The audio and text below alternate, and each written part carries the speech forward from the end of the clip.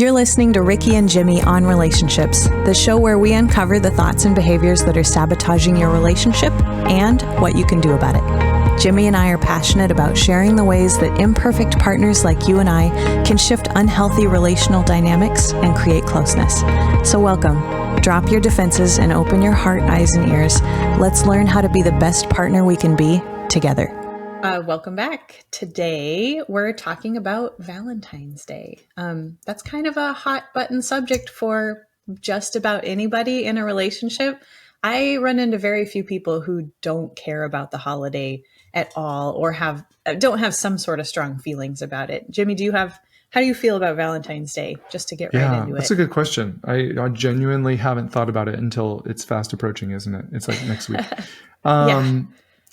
Yeah, I think that is unfortunately the guy's perspective, which is I'll just deal with it like when it comes, but we don't take any preparation. Like I haven't bought my wife anything. I don't have a reservation. I don't have a babysitter. So I'm really failing on all accounts.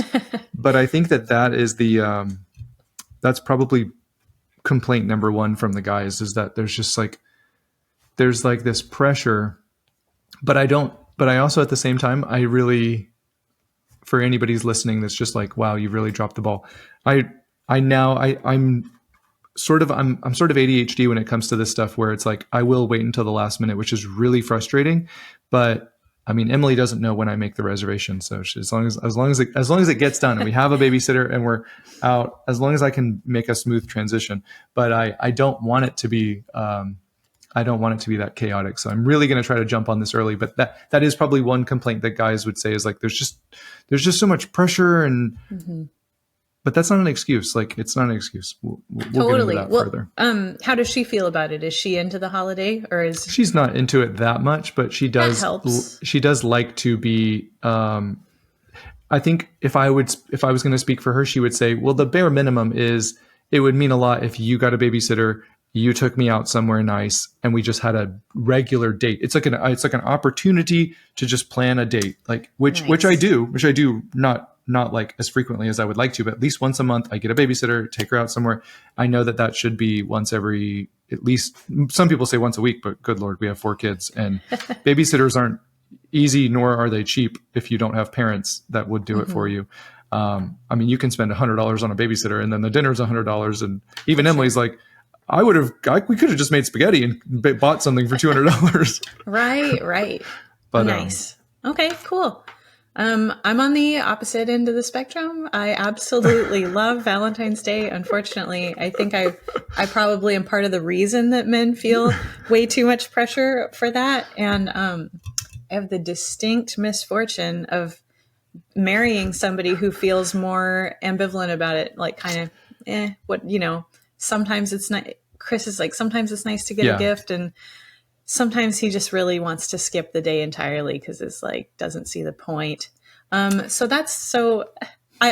when we were brainstorming about this episode, I was thinking there are a lot of folks out there who are stressing about this day, whether they're worried about disappointing their partner or they're worried about their partner disappointing them.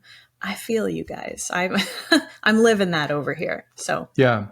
No, you're absolutely right. That is such a common dynamic that we really need to, we kind of need to, I don't know. Part of me just wants to have tough love for me and your partner. It's like, especially if you have a partner that really cares about this, like this is an opportunity for us to step up and I don't want to miss that opportunity. And I think that your partner, I think that he should too. If he's ambivalent about it and he knows that you deeply care about something, like that's just what we have to do. Is it always easy to like find a babysitter and plan a date? Like, no, it's not always easy, but it's really an opportunity to show our partner that I care about showing you love in the way that you feel loved. And if you're the type of person that they really feel loved when you do those extra steps, I think it's important that we do that. Yeah. I definitely have after all my research yesterday, I have a large part of me that feels that way as well. It's never a bad idea to find out what lights your partner up and to just go for it. Because if you're wanting to make the most important relationship in your life better, that's a great way to do it.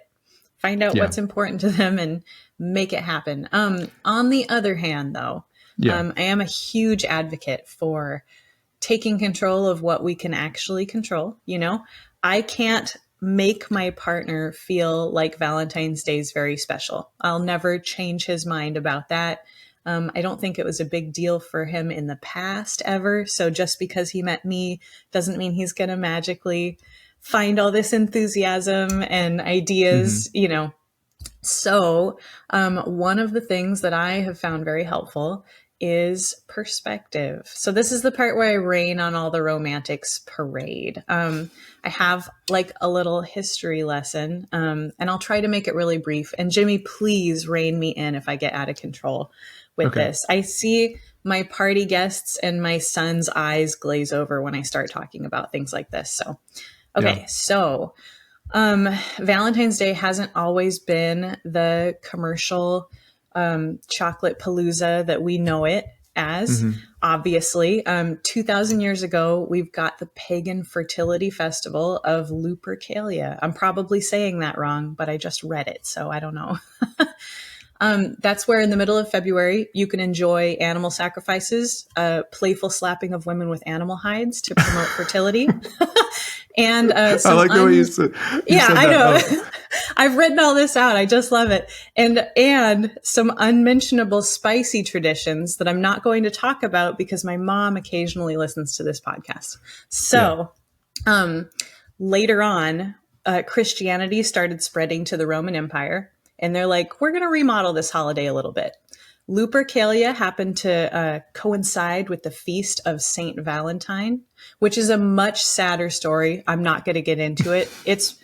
It's about romantic love. I'll just leave it at that, right? So Valentine was murdered around that time, so they celebrate him. And we're like, okay, instead of a pagan fertility festival, let's make this one about love. And that's how it was for hundreds upon hundreds of years. It was a feast. It wasn't gift exchanges. It wasn't candy. I mean, it was a feast where maybe they were like, hey, romantic love is a cool thing. Let's eat some food. And that was it. Wasn't that big of a deal. In the United States, we had a big change with the please edit that out, with the invention of the postage stamp. The postage stamp made it really easy for people to communicate over long distances and anonymously. So you've got you can send an anonymous love note to somebody. That was a big deal. And apparently around that time, Valentine's Day kind of started to explode because people would send little anonymous notes to each other, slap a handy postage stamp on it, and then maybe you started something, right? I promise I'm almost done with this, guys. After that, we've got a gal by the name of Esther Howland in Worcester, Massachusetts. I'm fairly certain that's how to pronounce it because my guy is from there. She started making the first mass-produced Valentines out of embossed paper lace, and it really caught on. This was like 1840. This was a while ago, but it wasn't until a little bit later that companies like Cadbury and Hallmark were like, hey, people are really digging this. People are buying things for their significant other. We want in on this. And they started making all the mass decorated box of chocolates, and the greeting cards started, they made it a thing. They started buying lots and lots of advertising that would say, hey, if you love your significant other, you'll send them this thing. And that's the kind of message that suddenly piled all this pressure onto this one day. It started making people think, hey, this is a really good test to see if my significant other actually does love me. When really this holiday is largely, the commercialization of it, largely an invention of marketing and trying to make money. So after I read all that, it really made me wonder, gosh, am I being a little bit silly to pile all this pressure on one day when 364 other days of the year, my partner is really pretty fantastic. He's making me tea the way I like it. He cooks breakfast all the time. We go on hikes almost every single day together. And it really made me question why I heap such a huge amount of responsibility on him to make one certain day look a very certain way that marketing companies have told me it should, you know? Yeah, that. I guess I can totally understand that complaint. But at the same time, like, there's just certain days of the year where, like your anniversary. Okay, like let's say that Yes. your partner is a good partner the rest of the year, but they like completely flub anniversary, and they like they don't even remember it. They certainly didn't plan anything. They didn't get you anything. Yeah. I think it's perfectly normal, even if you have a good partner, for you to be like, that kind of hurts. Like that really, like Oh, I, right. Okay. So I should say this is not an excuse for my partner to pass on Valentine's Day. That's not me reading all those things going, he's right. Valentine's Day is silly. I still love that day. I'm a little bit romantic, yeah, and I love the idea that there's a special day dedicated to showing someone in the yeah, way that they want. I love that. And I would never skip that. I just yeah, think all that perspective, it really helped me. It helped me question why I needed a very specific box of chocolates, or why I think the card itself is so important and what he writes in there. You know what I mean? It made me look at, yeah, why do I want the things that I want on Valentine's Day? And are those really the things that I want and the way that I want us to celebrate our love? yeah.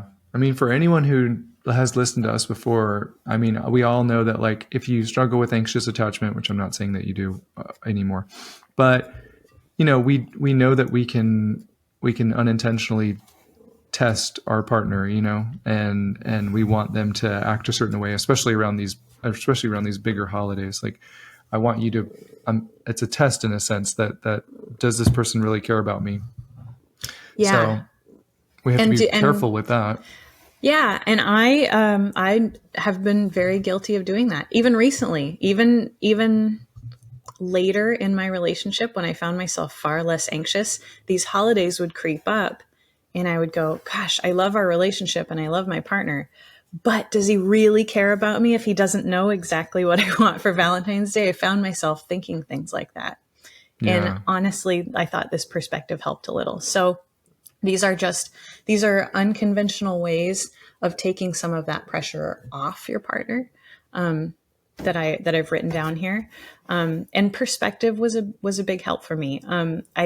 I noticed in my research that around the world, other countries don't celebrate this like we do. They might still talk about Valentine's Day, but they have different names for it and definitely different attitudes toward it. Japan is a notable one where on Valentine's Day, the women give men chocolates. And then a month, isn't that strange? That's weird to us. And then a month later, it's the man's turn to reciprocate with a chocolate gift. My favorite part of reading that was also finding that, let me find that because I don't want to get it wrong because I'd never heard of this before. Let's see. This one's in South Korea. They also do the thing where women get the men chocolate. A month later, men get the women chocolate. And then on April 14th, what they call Black Day, if they didn't get anything or give anything, they go eat black noodles at a Chinese Korean restaurant and lament their single life. And I thought that was so much fun. That's, yeah. let me see. I've got other We ones. all we all need a day to lament our single life Yeah, sometimes. and the black noodles are probably delicious because you would need I'm sure something they after. are. In India, Valentine's Day didn't catch on until 1992. I remember 1992. That's not that long ago, you It's know? not that long ago. For people like us. Yep. And then in most Latin American countries, this was my favorite one. Valentine's Day is known as Dia de los Enamorados, Lover's Day, or Dia del Amor y la Amistad, Love and Friendship Day. So their common thing is to perform acts of appreciation for their friends, which, without knowing that little cultural tidbit, a few years ago, I decided that any of my single female friends, I was going to get them a little gift for Valentine's Day. And I've been doing that. And I got to say, I struggle to remember a lot of the things that Chris and I do and have given each other for Valentine's Day. But I never forget how happy my female friends are when they're like, oh my gosh, this was such a bad day for me. And now here you are with flowers. Like, thank you so much. That's really helped me turn Valentine's Day around a lot. I don't have as much apprehension about it because I've got other ways that I want to celebrate that are really meaningful to me. I love that. I love that we can kind of validate those people that are going through something like this single, like, because while I never really cared about Valentine's Day per se, but I mean, I do remember being single, and it still hurt a little bit, like just thinking about all the couples that were out, and so I hope that for anyone who's listening to this and they're single, like, I'm sorry that you're gonna like, that's just, I know that's really hard, and it's true. It's true. I back in my single days, we called it Singles Awareness Day. That was February 14th, because it's really hard to be single on Valentine's Day, and being able to show my friends appreciation for, I may not be in a romantic relationship with them, but I'm in a relationship with them of sorts, and showing someone the love that you have for them on a special day, that's there's never a bad opportunity to do that. And if Valentine's Day is the thing that helps me remember that, to do that, that's great. Well, I think that what you just said right there is the encapsulation of like how we're supposed to view it. Like, you take this day that is just any old day, but you're using it as an opportunity to show the people in your life that you care about, like, some love, some type of love.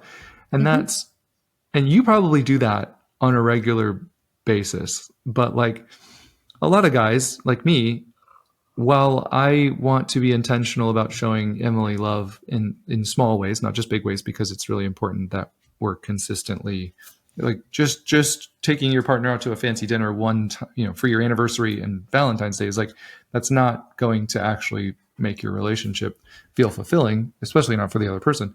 Totally. But it's also really important. Like the small cumulative moments are extremely important, but it's also important that, just like you, like, hey, this day is an opportunity for me to show these people love. And that's really important too. So I don't want to like discredit it. Yeah. Well, no, now once you're saying that, the thought that came in my mind was I should probably be giving my friends these acts of appreciation, like, way more than just on Valentine's Day, I think you are. I think you are in different ways. Yeah. But why not show up randomly with some flowers for people who you really care about? Why not? Right? Why not? So that's my argument for, I don't know. Like you said, there are a lot of folks who are like, this day's dumb. I don't get it. And that's what, I don't know. Like, I definitely I don't know what the word is, but I don't love that. I don't love when people are just like, oh, this is so dumb. It's all about commercialism. It's not a real holiday. Well, to that, I would say, okay, well then what day are you making it to where, like, pick your own day. You can call it whatever you want. Like, pick your own day where you're like, I'm going to intentionally show my partner love on this day. I'm gonna do something special for them. And if their argument shifts to, well, we have all the other, I have your birthday, we have our anniversary. Like, I know what it's like for when certain things like line up, like our anniversary, Emily's birthday, and then Christmas kind of are like, they kind of our anniversary, whatever 3 days I mentioned they kind of like hit real close within 3 months of each other. And I know what it's like when you're like, oh, I got to I got to like get another gift. I got to figure out another babysitter. Like, I get it that there's pressure. I get it that it's just like, it's easier just to say, this is some stupid commercial they came up with this. It doesn't matter. But like, I don't know. It kind of does matter. Like, it does matter unless you have another day. Do you have partner day where you take them out and you buy something nice? Because if you don't, then it's like, well, this is just another time that we really have to be intentional about showing up. Totally. I think you'd be hard pressed to find a person who says that Valentine's Day is dumb and pointless, but who also prioritizes their partner at regular intervals. I don't think that Exactly. happens. I don't think it exists. No. Yeah. So I get it if you're like hate the commercial aspect of it, but at the same time, like then you got to make up for it in some other way. Totally. I love it. Yeah. This episode right here might be a call to action for everybody who says that Valentine's Day is dumb. Are you prioritizing your partner at regular intervals? At least monthly. That's the bare minimum, I would say, but you're probably not doing that, right? Yeah. I would have to agree. Or at least they would probably say, well, I'm prioritizing them in other ways. Like, you know. Right. But it's like, I felt so triggered just now. I could hear somebody say, well, I bring home a paycheck and I take care of the house. You know, they say things like that. That's like, whoa, those aren't the ways that I'm talking about. Those aren't the ways that nurture your relationship. No, that's a very, I love that argument. Oh, I hate that argument, obviously.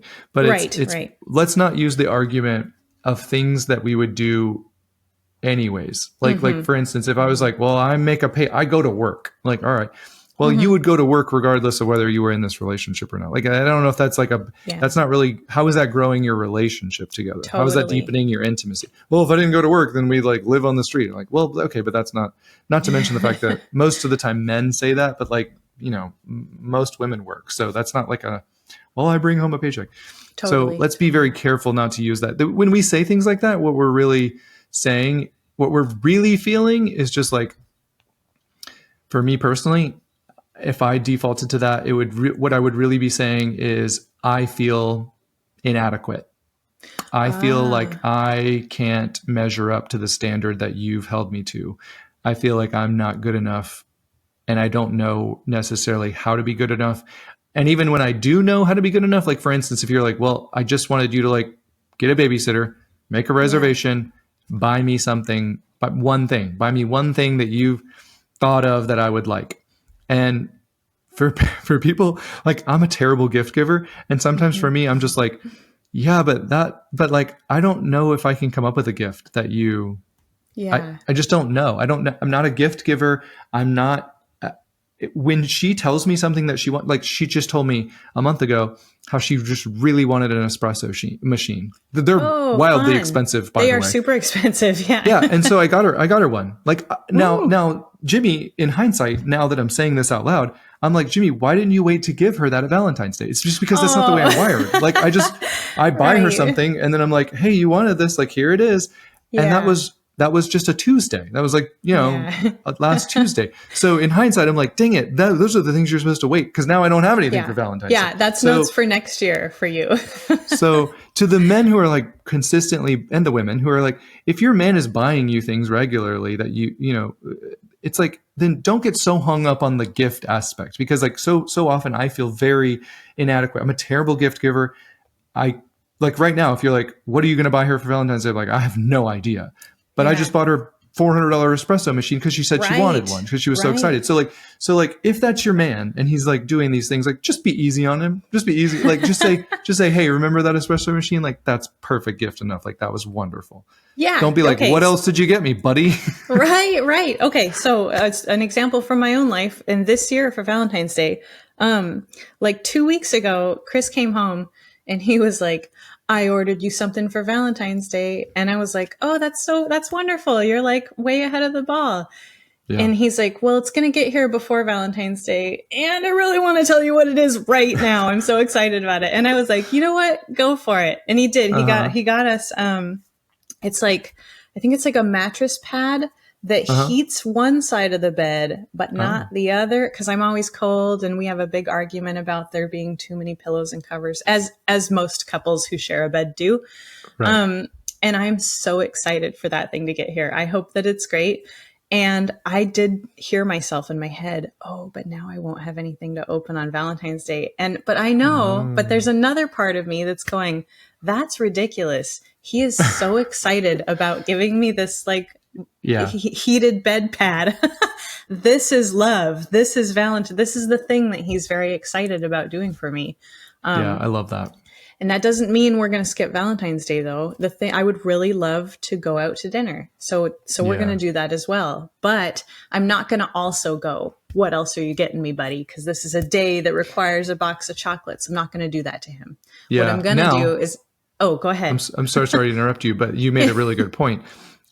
If you're buying your partner these gifts occasionally, then on Valentine's Day, I personally believe, anyone can argue with me, but I personally believe that if you bought a smaller gift, like you just said, a box of chocolates, you can do that and be in the clear, but don't not do that. Yeah. Don't not do that. Don't not buy the box of chocolates because, well, I bought you the espresso machine a month ago. What do you care about a box of chocolates? No.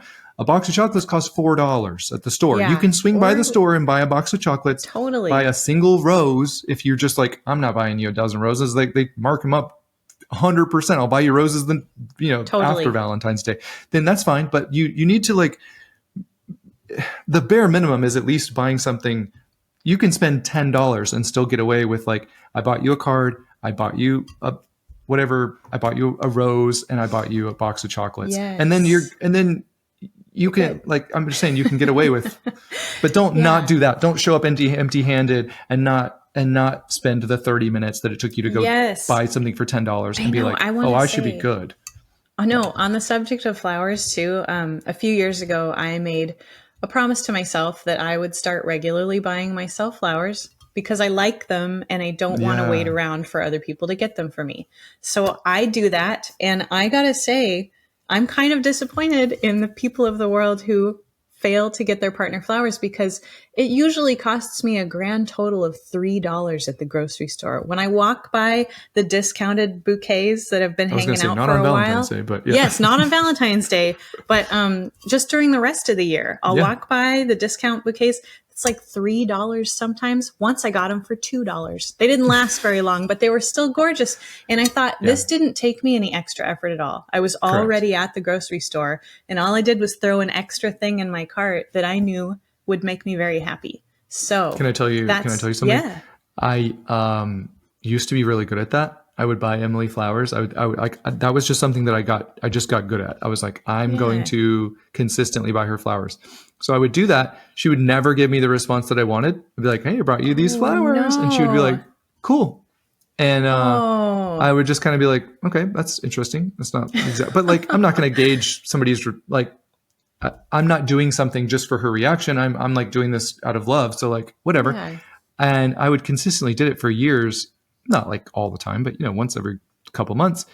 She eventually told me, I can't stand flowers. Like, I don't know why you buy these. I hate flowers. Oh, funny. I was like, cool. I don't need to do that anymore, I guess. Wonderful. But the problem is that was something that I was like actually good at. Like like I've already mentioned, I'm a terrible gift giver. So if I remember to get you flowers, that's something that I'm like, ooh, I can do that. I'm like, I'm at the grocery store. I see flowers. I actually make the connection like, ooh, I should get them flowers. So I'm like, great. The one thing that I remember to do consistently, you hate. I'm like, fantastic. I'll just save up for espresso machines. Did she tell you something that she liked instead? No. Okay. That might be worth it. That might be a discussion. That might be worth having. Yeah.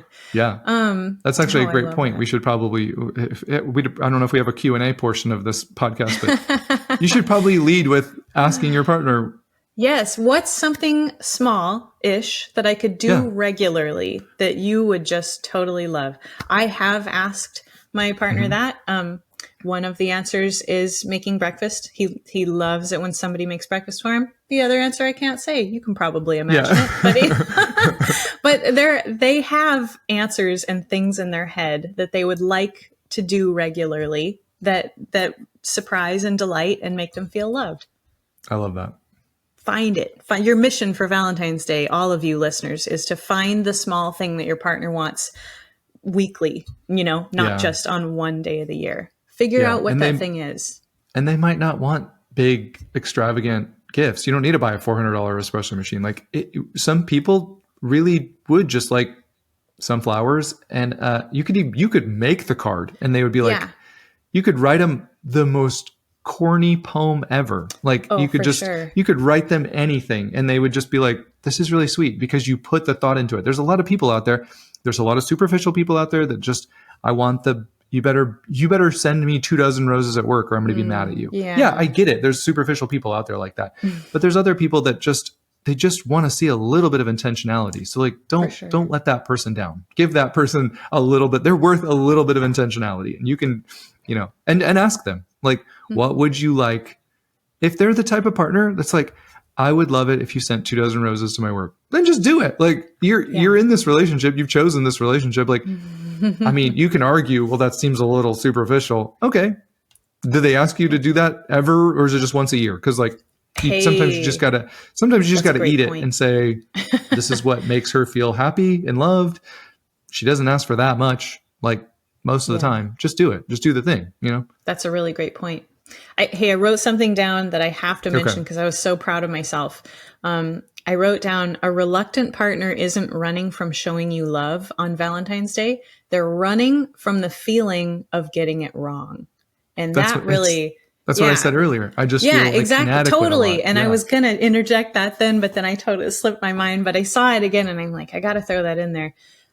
So before you demonize your partner and saying, well, they're not doing this very specific thing that I want. I don't know why, out of spite, they hate me. They don't really want to be in the relationship. That's usually not what's happening. A reluctant Valentine is worried about getting it wrong more than they are just trying to make your life miserable. Yeah. Especially for the women listening. I would ask, if you're in a partner, if your male partner, like ask them, just on a scale of 1 to 10, like how much pressure do you feel around Valentine's Day? Like, oh, what a good question. Like, why not just ask them if they're like, because they're men, so they're probably not going to be like, I don't feel a lot of, it's not a lot of pressure.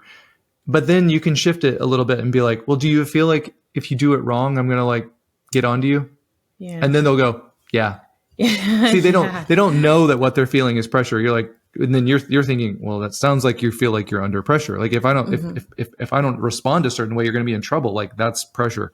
But they just need a little coaxing. So you could just ask them like, do you feel like if you got Valentine's Day wrong that I would like be upset? And if they're like, yeah, then just be like, okay, well, let's talk about it. Like, I certainly don't want you to feel pressured or like I'm like making you out to be a bad partner. Like, let's just have a conversation about expectations. I know that you don't care about Valentine's Day as much as I do. I get that. But at the same time, like, there are certain things that I would love for you to do. Is it, like, can we get on the same page with that? I don't know.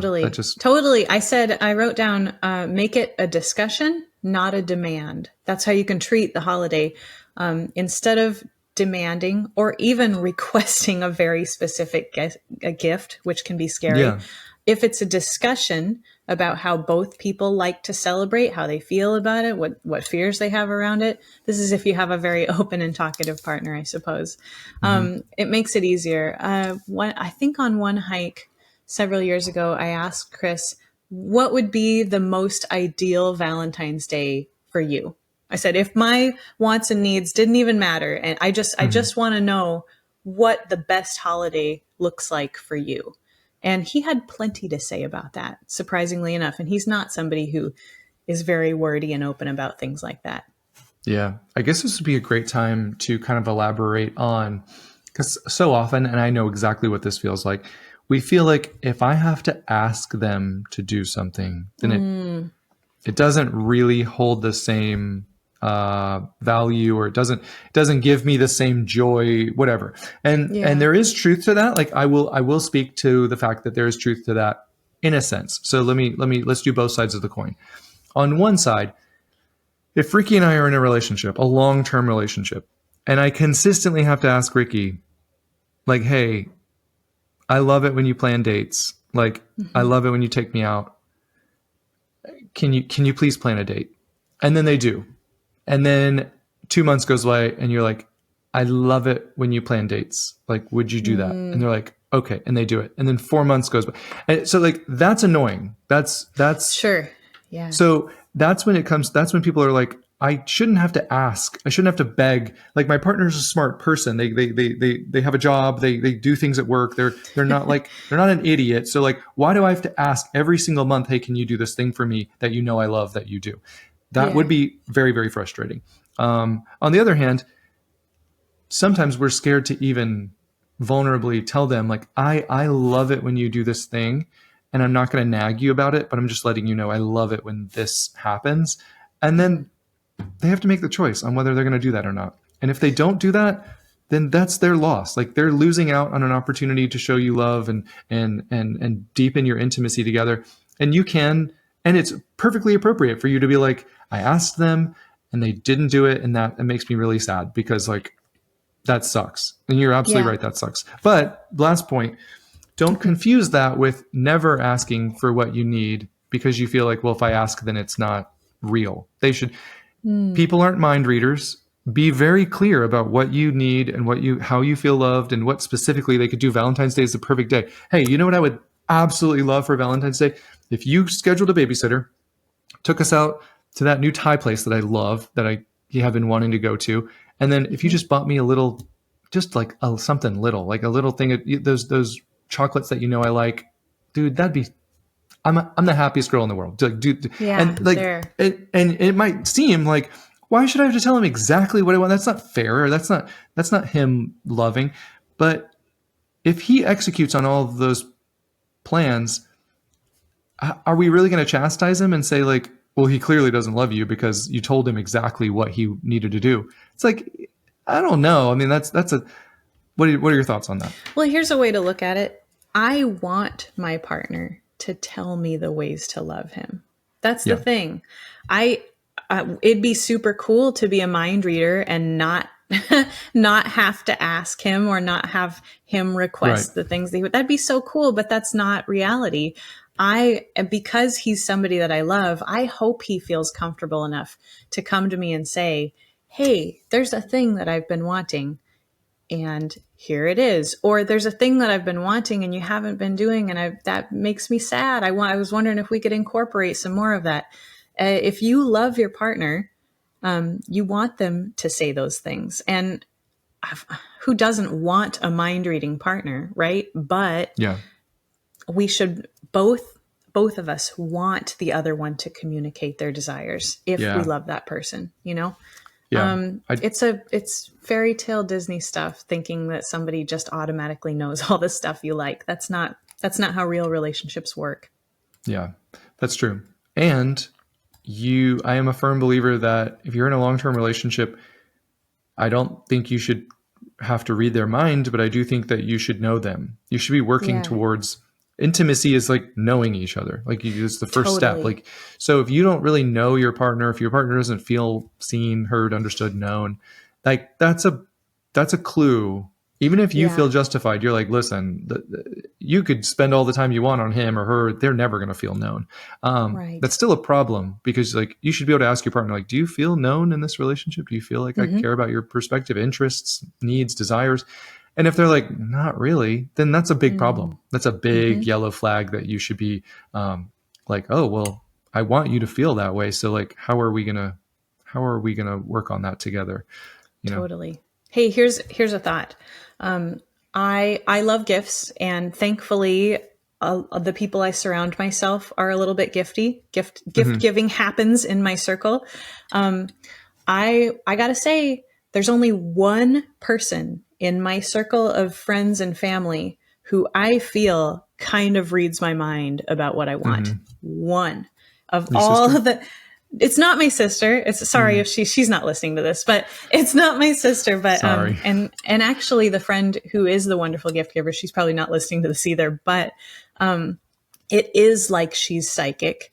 It's like when holidays happen, the thing that I want the most just materializes because she's really good at listening and paying attention to what people say that they like and they want. And I don't know if she writes it down or she just goes and buys it immediately. She's amazing at it. If that's one person out of this huge group of people who I know care about me.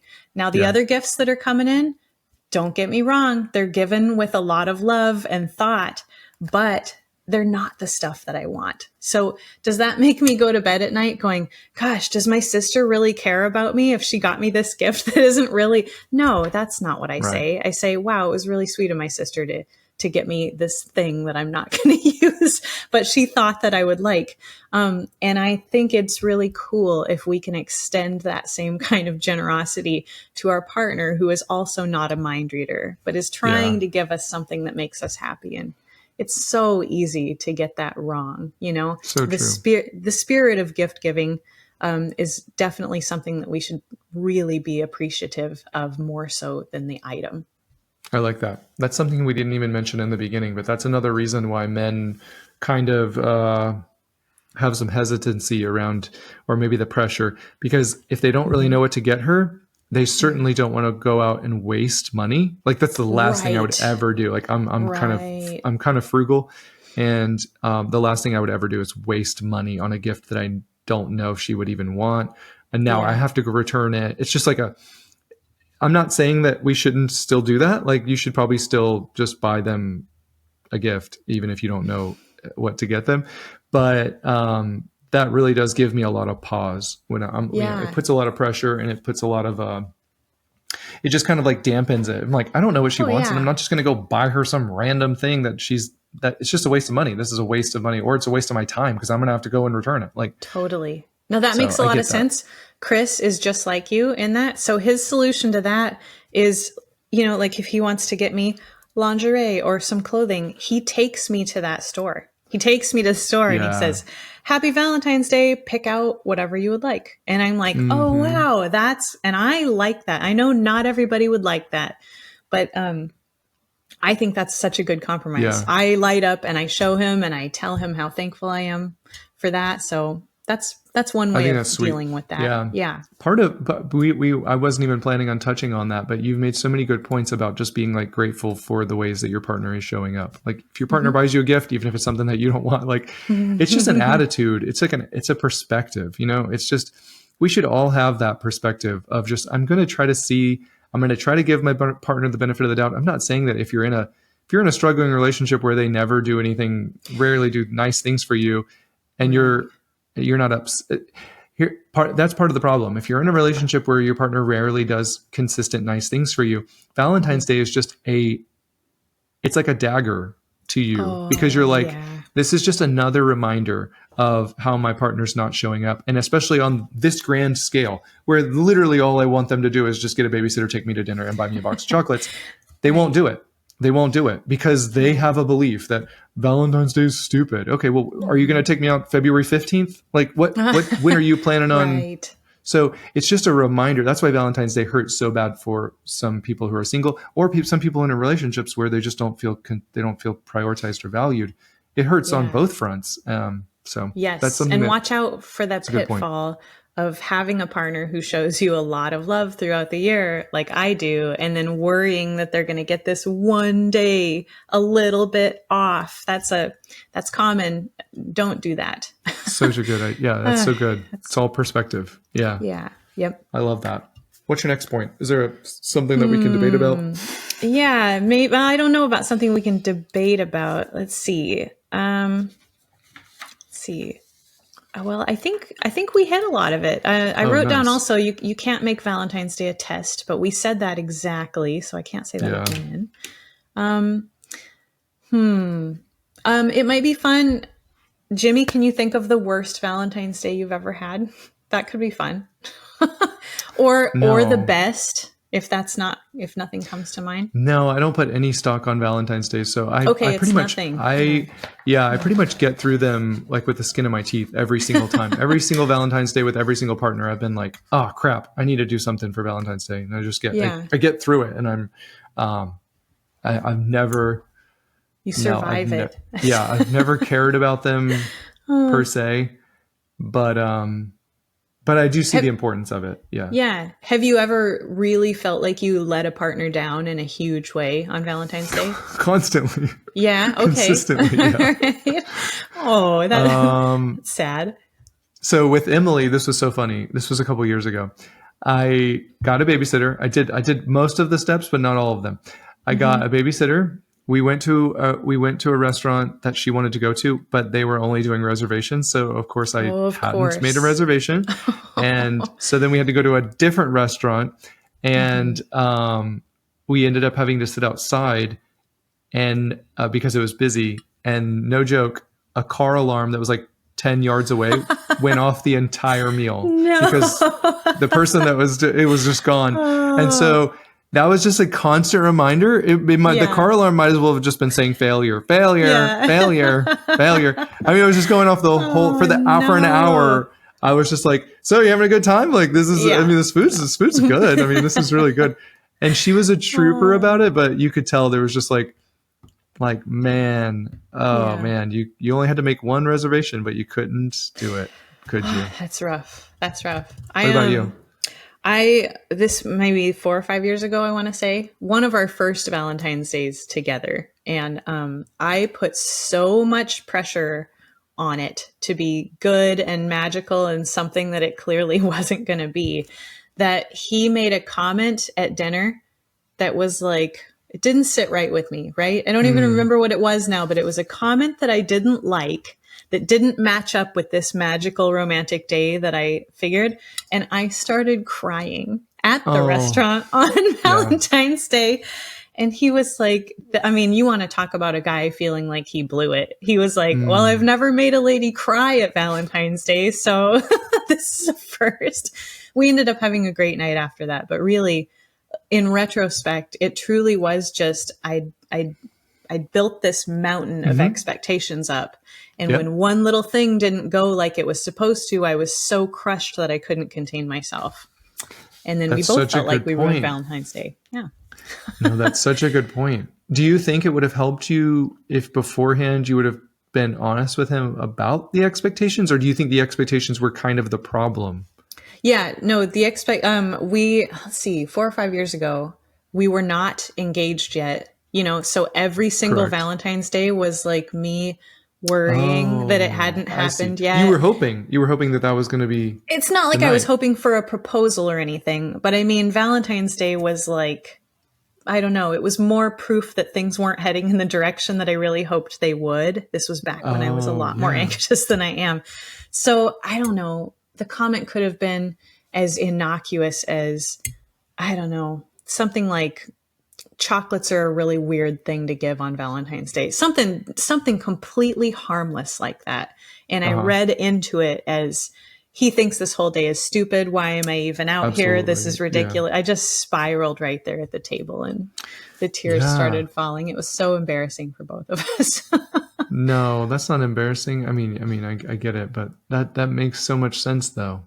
Like you had placed so much, there's just so much importance. And that's, especially when you're dating. I mean, when you've been married for 12 years, obviously there's, it's not important from that standpoint, but like, it can be hard for folks who are dating, especially if one is hoping that things are going to be progressing, and they might use Valentine's Day as a gauge for whether or not that's happening. That's what I used to do. I've never even experienced that. I think Emily and I got engaged pretty quickly. Okay. So there would have only been one Valentine's Day that I could have proposed, but then did it after a couple months later. But you guys would have been so early that it wouldn't even really have been expected. We were still very early, so it wouldn't have been like a massive expectation. But man, I didn't even think about that. That's definitely, there's probably some people listening that are like, gosh, I hope I get proposed to on Valentine's Day. Oh, probably. I don't know if they even know if they want that, really. I mean, some people probably don't want to be proposed on Valentine's. A lot of them do. Yeah? If I'm any indication of the general public, there are a lot of people who they think about things like that, and then stuff like that doesn't happen. And I know there are a lot of men. Hard. Even Chris would say now that in retrospect, holidays were really stressful for him because he knew I was probably thinking about things like that. And he knew he would be disappointing me because he wasn't ready for things like that. Man, that does add a different element of pressure. I can totally understand that. Mm-hmm. Yeah. I mean, but how do we do Valentine's Day? There's not really ways around that. No, there's not. There's really not. I guess just having... Unless you tell your partner, I'm not proposing. No, don't do that. Don't do that. Just having open conversations, I think, about where you guys are at in your relationship on days other than Valentine's Day or leading up to it. Being very clear about that with each other, I think, could be really helpful. We were not clear about it. Do you honestly think it's not appropriate if you're like, hey, I don't want you to feel disappointed if I don't propose to you? Is there a way for you to talk about the future together where you're like, I'm so glad we're in this relationship. I really do see a future with this, but I also don't want you to be disappointed on Valentine's Day. Like I'm not proposing. No, because that conversation would have still hurt and disappointed me because But you're it's going to be hurt something. either way. So like, Yeah, but I think just he and I having open discussions about marriage and what we were ready for, okay, like really cleared that up. Like him saying like, okay, I see. yes, it's a possibility for me in the future, but that future is not super close to me right now. So knowing exactly where he was on that meant that most Valentine's Day I was like, I know where he's at on that. That's not even a possibility. So now I'm just going to worry about the caliber of chocolate that shows up. You know, there were other worries that I had, but knowing where he was at with marriage was helpful. What month did you get proposed? I forgot. Oh, December. Okay. Yeah, I want to say it was mid-December. So 10 months before that, did you feel like, ooh, this could be it, or no? No, 10 months before that, I for sure thought this could be it. Do you want to hear my super sad story? This is sure, of course you do, right? The end of the episode. We go to the Virgin Islands sometimes. That's like our big vacation place that we go. And we love to snorkel. Snorkeling is me and Chris's favorite thing. Both of us. It's like our activity that we love to do together the most. So there we are. I want to say it was the end of January maybe, and we're in the Virgin Islands and we're snorkeling. It's a beautiful day. The water's crystal clear. And he swims over to me and he says, hey, come over here. I see this, he takes his snorkel mask off and says, I see this awesome thing at the bottom. And you're like, this is it. And I was like, oh my gosh, this is so romantic. There's going to be a ring on the bottom of the sand. Why wouldn't there be? Yeah. Why wouldn't there be? This is the perfect place. This is the perfect time. So I put my snorkel mask on and I dive down under the water and I'm following him. And it's his credit card that had fallen out of his pocket. And he thought that was so funny. I mean, he wasn't trying to deceive me with a ring. He just thought, this is so funny. My credit card fell out and she's going to, here she thought we were just going to find some cool under the sea junk. And I was so sad.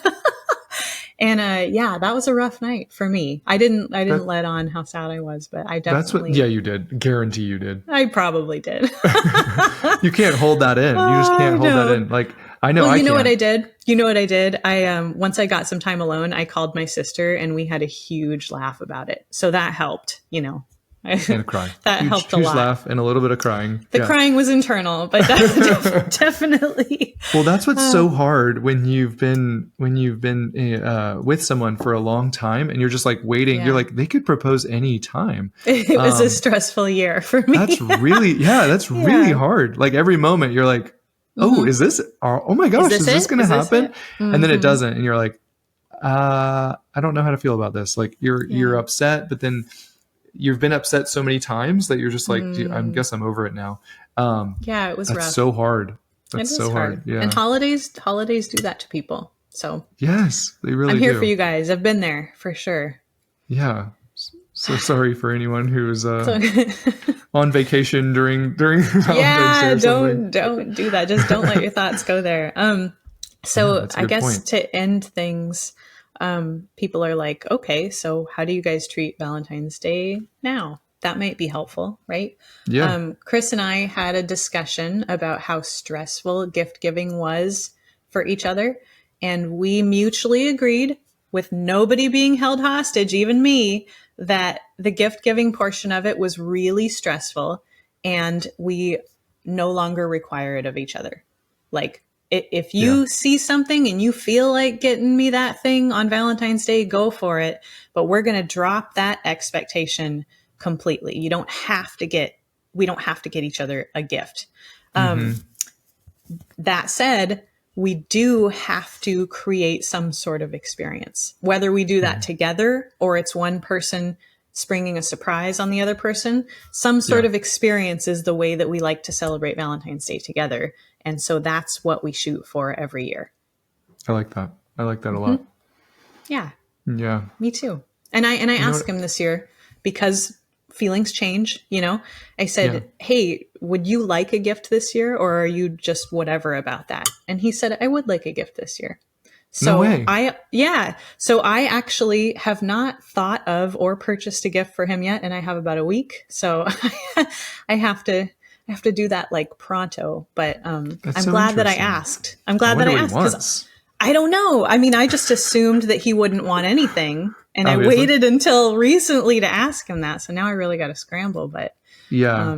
You know what else? You know what I've always felt is unfair, and this is going to sound really bad, but so my wife and I we're both not great gift givers, but I'm worse. I'm just I'm just an awful gift giver, except for if you tell me I love this thing, it probably will show up for you. But like, so I'm good at like remembering, but I'm just terrible at like thinking about like that friend that you had that's just perfect. yeah. I'm the opposite, where it's just like, I have no idea what you want. I couldn't tell you. And that's not to say I'm not paying attention. I do pay attention to things, but I'm just... Well, Jimmy, do you want to know the trademark of a truly bad gift giver is somebody who their partner tells them what they want and they that's true. Get something totally off the mark. That's true. That'd be a truly bad one. So give yourself a little credit. Thank you. I will. But what's funny, what would happen is like take a... Valentine's Day is actually a perfect example because it's not like an anniversary. It's not like a birthday. So Valentine's Day will come and Emily won't get me anything. I mean, nothing, and then if I don't get her anything, then it's like, why didn't you get me anything? And I'll be like, that's happened one year. I don't know if it was Valentine's Day, so don't quote me on it, but I don't know what day it was. And maybe it was like an anniversary, like 10-year anniversary or that, not that one. Cause that one's a big, people would say that was a big one, but whatever, 9-year anniversary. I didn't get her anything and she didn't get me anything. And she was like, where's my gift? And I was like, where's my gift? And then, but like, I'm the one, she's like, well, you don't care about gifts. And I was like, so I'm in trouble, but you're not in trouble. I was like, see what assumptions do? I didn't want to do that this year. So I asked him, I was like, just checking. Do you want something? And he was like, yeah. Yeah. So there's probably a lot of people listening that don't get each other things, which is fine if that's what you have agreed to. Yeah. Yes. My sister and her husband hate gifts. And they're lucky enough to have married each other. So for them, that's like a dislike. They don't even want a gift. Yeah. I can't stand gifts. Please don't give me You're like that too. Okay. Right. Oh yeah. I am not genuinely hate my birthday. If you're going to like buy me gifts and stuff like that, cause it's just going to be garbage. I guarantee you. I'm almost 40. Like if I want something, I'm going to get it. I don't have a list of like, these are the things that I hope to have one day. I'm like, what's on that list? You know what? You non-gift receiving folks, like you and my sister and her husband, there are still things that you want, My sister, but they're usually expensive. Oh, no, I don't mean material things. Like my sister, I think, would just die happy if someone made her breakfast in bed. For her, that would be like the ultimate thing that she could receive, not an item, but there's still things that I like like physical, like non-sexual affection. You can show lots of things that's way more important than a gift, where if you're just intentionally loving on me. Totally. My sister's husband, a heartfelt note about of appreciation or how you feel. For him, that's the ultimate. He doesn't want an item. He wants to hear how you feel. Yeah. And that's so important. And that just goes back to like knowing how your partner feels prioritized. Hey. Yeah. So what a wonderful note to end the podcast on. Gift giving isn't the be all end all of Valentine's Day, right? How about that? True. Like my sister and her husband are going to have a giftless Valentine's Day that is probably going to include breakfast in bed and a heartfelt note. And there are no gifts in sight for that. So no material gifts. Yeah. Yeah. No material gifts. So if your partner is terrified about getting it wrong, you guys might have a discussion about the ways that you like to receive love. And it might have nothing to do with gifts. Honestly, I love the love languages, and gift giving's number 3 for me. There's 2 other things that I like a lot more than that. So true. Anyway, that are so much more valuable to you. Yeah. Mm-hmm. I love that. It's not about the gifts always, unless your partner's love language is gifts, and then go ham. It's definitely about the gifts. Yeah. And good then luck I hope you've been paying attention. I know. Truly hope you've been paying attention. No. Okay, this was great. Well, I hope it was helpful. I think even my silly research about the history of Valentine's Day and how people do it in other parts of the world gave me a lot of perspective. It gave me a lot of reflection on how I've Yeah. felt about Valentine's Days of the past. So I hope that's some support for you folks out there who are struggling with Valentine's Day. Yeah, exactly. We love you. We thank you though for listening, and we'll see you in the next one. See you next time.